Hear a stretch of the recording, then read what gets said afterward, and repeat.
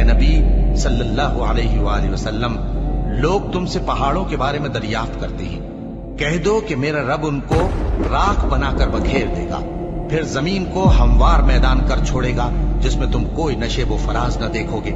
اس روز لوگ پکارنے والے کے پیچھے چلیں گے اور اس کی پیروی سے انحراف نہ کر سکیں گے، اور رحمان کے سامنے آوازیں پست ہو جائیں گی تو تم ایک ہلکی آواز کے سوا کوئی آواز نہ سنو گے۔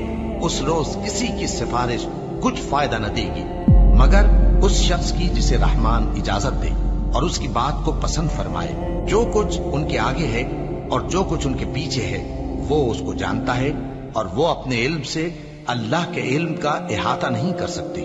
اور اس زندہ و قائم کے روبرو منہ لٹک جائیں گے، اور جس نے ظلم کا بوجھ اٹھایا وہ نامراد رہا، اور جو نیک کام کرے گا اور مومن بھی ہوگا تو اس کو نہ ظلم کا خوف ہوگا اور نہ نقصان کا۔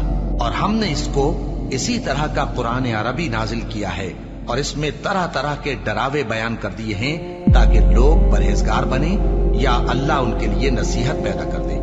تو اللہ جو سچا بادشاہ ہے، عالی قدر ہے، اور قرآن کی وحی جو تمہاری طرف بھیجی جاتی ہے اس کے پورا ہونے سے پہلے قرآن کے پڑھنے میں جلدی نہ کیا کرو، اور دعا کرو کہ میرے پروردگار مجھے اور زیادہ علم دے۔ اور ہم نے پہلے آدم سے عہد لیا تھا مگر وہ اسے بھول گئے، اور ہم نے ان میں ارادے کی پختگی نہ پائی۔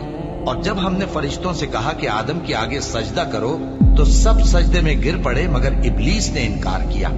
اس پر ہم نے فرمایا کہ آدم، یہ تمہارا اور تمہاری بیوی کا دشمن ہے، تو یہ کہیں تم دونوں کو بہشت سے نہ نکلوا دے، پھر تم تکلیف میں پڑ جاؤ۔ جہاں تم کو یہ آسائش ہے کہ نہ بھوکے رہو نہ ننگے، اور یہ کہ نہ پیاسے رہو اور نہ دھوپ کھاؤ۔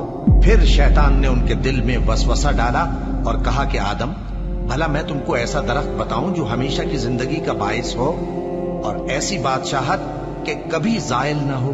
سو دونوں نے اس درخت کا پھل کھا لیا تو ان پر ان کی شرم گاہیں ظاہر ہو گئیں، اور وہ اپنے اوپر بہشت کے پتے چپکانے لگے۔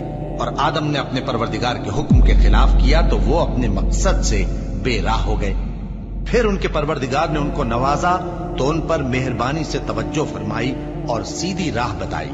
فرمایا کہ تم دونوں یہاں سے نیچے اتر جاؤ، تم میں بعض کے دشمن ہوں گے، پھر اگر میری طرف سے تمہارے پاس ہدایت آئے تو جو شخص میری ہدایت کی پیروی کرے گا وہ نہ گمراہ ہوگا اور نہ تکلیف میں پڑے گا، اور جو میری نصیحت سے منہ پھیرے گا اس کی زندگی تنگ ہو جائے گی، اور قیامت کو ہم اسے اندھا کر کے اٹھائیں گے۔